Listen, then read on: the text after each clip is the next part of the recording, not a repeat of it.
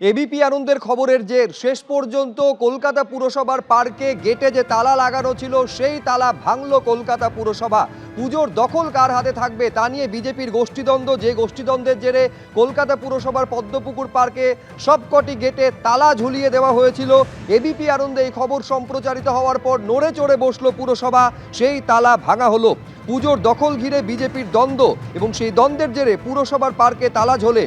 এন্টালি থানাতে বিজেপি নেতা পর্যন্ত তালা ঝুলিয়ে দেন। 12ই আগস্ট এই ঘটনা ঘটেছিল। 12ই আগস্ট এন্টালির পদ্মপুকুর পার্কে দুর্গাপুজোর খুঁটি পুজো হয়। 14ই আগস্ট রাতে পার্কে ঢুকে খুঁটি উপড়ে দেওয়া নিয়ে উত্তেজনা তৈরি হয়, আর তারপরই কলকাতা পুরসভার যে পার্ক পদ্মপুকুর পার্কের সবকটি গেটে তালা ঝুলিয়ে দেওয়া হয়। এবিপি আনন্দে এই খবর সম্প্রচারিত হওয়ার পর নড়ে চড়ে বসলো পুরসভা, ভাঙা হলো সেই তালা। কথা বলবো সুদীপ্ত আচার্য আমাদের প্রতিনিধি রয়েছেন। সুদীপ্ত, একদমই, আমরা এই মুহূর্তে রয়েছি এন্টালি থানা এলাকার পদ্মপুকুর পার্ক এবং আমরা সকাল থেকে যে খবর দেখানো হচ্ছে এবিপি আনন্দে সেটা হচ্ছে পদ্মপুকুর পার্কের এই যে গেট রয়েছে এই গেটে একাধিক তালা লাগিয়ে দেওয়া হয়েছিল এবং এছাড়াও আরও যে 4টে গেট রয়েছে সেই গেটেও কিন্তু তালা লাগিয়ে দেওয়া হয়েছিল। কবে তালা লাগিয়ে দেওয়া হয়েছিল? 12 তারিখ এই যে পদ্মপুকুর পার্ক এবছর প্রথম একটা দুর্গাপুজোর করার পরিকল্পনা নেয় এখানকার বাসিন্দারা এবং সেই পুজোকে নিয়েই কিন্তু গণ্ডগোল বিজেপির দুটো গোষ্ঠীতে। এবং 14 তারিখ রাতে স্বাধীনতা দিবসের আগের দিন রাতে কিন্তু এই গেটে তালা লাগিয়ে দেওয়া হয়। এই যে তালাগুলো দেখছো এই তালাগুলো কিন্তু বহিরাগত মানুষরা লাগিয়ে দিয়েছিলেন এরকম অভিযোগ। এরকম এই গেট শুধু না, এরকম আরও 4টে গেট সেখানেও কিন্তু তালা লাগিয়ে দেওয়া হয়েছিল। এবং আজকে যেটা হলো, এবিপি আনন্দে খবরটা সম্প্রচার করার পর আমার সহকর্মী অঞ্জন বিশ্বাসকে দেখাতে বলবো, এই যে মূল গেট রয়েছে, মূল ফটক রয়েছে, যে গেটে তালা লাগানোর জন্য এখানকার এলাকার বাসিন্দারা কিন্তু এই পার্কটা ব্যবহার করতে পারতো না এবং স্থানীয় বাসিন্দারা বলছিলেন সকাল বিকেল তারা কিন্তু পার্ক ব্যবহার করতেন, খেলাধুলা করতেন ছোটরা। কিন্তু এবিপি আনন্দে খবর দেখানোর পর এই যে এই তালাটা দেখা যাচ্ছে, এই তালা, এখানে যে তালাগুলো ছিল সেই তালাগুলোকে কিন্তু কলকাতা কর্পোরেশন এবং তার পাশাপাশি এন্টালি থানার পুলিশ কর্মীরা উপস্থিত ছিলেন এবং সেই তালা সরিয়ে কর্পোরেশন নিজস্ব তালা কিন্তু এখানে লাগিয়ে দেন। এবং যেটা স্থানীয় বাসিন্দা বা বিজেপি কর্মী যারা রয়েছেন তারা কিন্তু এই ঘটনায় খুশি। তারা যেটা বলছেন যে এই তালাটা কর্পোরেশন নির্দিষ্ট সময়, কলকাতা কর্পোরেশন নির্দিষ্ট সময় খুলবে, নির্দিষ্ট সময় বন্ধ করবে এবং আগে যেভাবে স্থানীয় বাসিন্দারা পার্ক ব্যবহার করতে পারতেন ঠিক সেই রকমভাবে পার্ক ব্যবহার করতে পারবে। আমার সহকর্মী অঞ্জন বিশ্বাস দেখাচ্ছে একাধিক গেট কিন্তু সামনেই রয়েছে, 2টো গেট রয়েছে এবং পাশে আরও 3টে গেট রয়েছে, মোট 5টা গেট। এই যে গেটের তালাটা দেখছো সেই তালাটা কিন্তু বহিরাগত মানুষরা লাগিয়ে দিয়ে গেছেন এবং যেটা মনে করা হচ্ছে যে বিজেপির, যেটা জানা যাচ্ছে বিজেপির দুটো গোষ্ঠীর অন্তর্দ্বন্দ্বের জন্য কিন্তু এই ঝামেলার সূত্রপাত।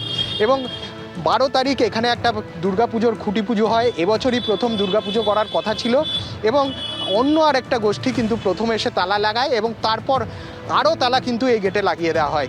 একাধিক তালা লাগিয়ে দেওয়া হয়, একাধিক গেটে লাগিয়ে দেওয়া হয় এবং মূল যে গেটটা রয়েছে পদ্মপুকুর পার্কের, যেটা পূর্বতন 55 নম্বর ওয়ার্ড, সেই 55 নম্বর ওয়ার্ডের যে পদ্মপুকুর পার্কের যে মূল গেট, সেই মূল গেটের যে তালাগুলো বহিরাগতরা লাগিয়েছিলেন, বিজেপির দুটো গোষ্ঠীর লোকরা লাগিয়েছিলেন, তারা সেই তালা কিন্তু সরিয়ে দেওয়া হয় এবং সেই তালা সরিয়ে কিছুক্ষণ আগে এন্টালি থানার পুলিশের উপস্থিতিতে এই তালা লাগিয়ে দেওয়া হয়েছে এবং এই তালা কিন্তু কর্পোরেশন নির্দিষ্ট সময় খুলবে এবং নির্দিষ্ট সময় বন্ধ করবে এবং স্থানীয় বাসিন্দারা এই পার্ক আগে যেরকমভাবে ব্যবহার করতে পারতেন পুনরায় সেইভাবেই ব্যবহার করতে পারবেন।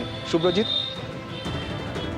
সুদীপ্ত, তুমি আমাদের সঙ্গে থাকো, ফলে বুঝতে পারছেন এই খবর যখন এবিপি আনন্দে সম্প্রচারিত হলো তারপরই কলকাতা পুরসভা নড়ে চড়ে বসলো এবং সেই তালা, যেটা 14 তারিখে ঝুলিয়ে দেওয়া হয়েছিল, সেই তালা ভাঙলো কলকাতা পুরসভা। যখন ভাঙা হচ্ছে দেখছেন সেই মুহূর্তের ছবি।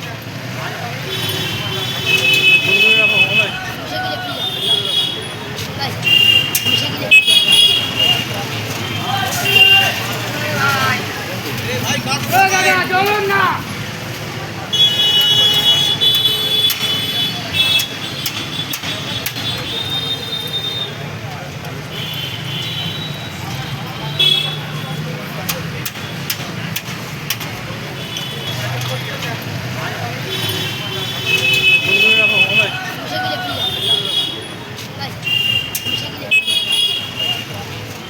পদ্মপুকুর পার্কে শুধু তালা লাগানো হয়েছিল গেটে এমনটা নয়, এমনকি এই যে দখলদারি নিয়ে যে বিজেপির অন্দরে যে দ্বন্দ্ব, পুজোর দখল কার হাতে থাকবে তাই নিয়ে একেবারে এন্টালি থানা পর্যন্ত সেই জল গড়িয়েছিল।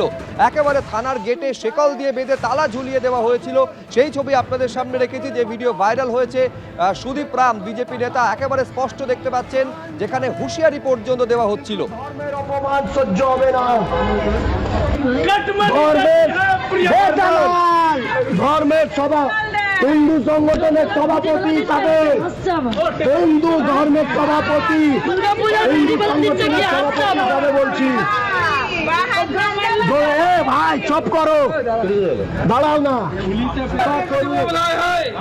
রেকর্ড করুন, চারটে ছবি করুন, পার্টি কর্মী হিসাবে নয়, হিন্দু সেবা দলের সভাপতি হিসাবে রয়েছি। মুখ্যমন্ত্রীর সাথে চারটে ছবি তুলে পোস্ট করলে হ্যাঁ সে মুখ্যমন্ত্রী কাছের লোক, মানবো না, আর যা তা করে বেড়াবে। সুরেন্দু দা বলছেন ধর্মের অপমান চলবে না, ইন্টালি ওসি বলছে ধর্মের অপমান হবে, ইন্টালি ওসি বলছে ধর্মের অপমান হবে। এই দালাল ইন্টালি ওসি